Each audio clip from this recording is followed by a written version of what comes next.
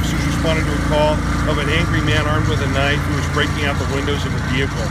On arrival, they confronted the subject. He immediately attacked the patrol car with the knife. Fortunately, the officer was safe inside. He was able to call for additional units.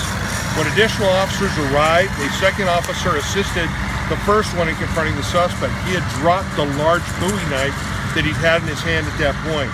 However, as the second officer approached, he armed himself from his waistband with a smaller pocket knife and actually stabbed our officer in the chest.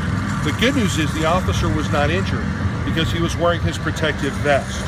The officers were able to safely take the suspect into custody with the use of a taser. We had emergency medical services roll out here to check him.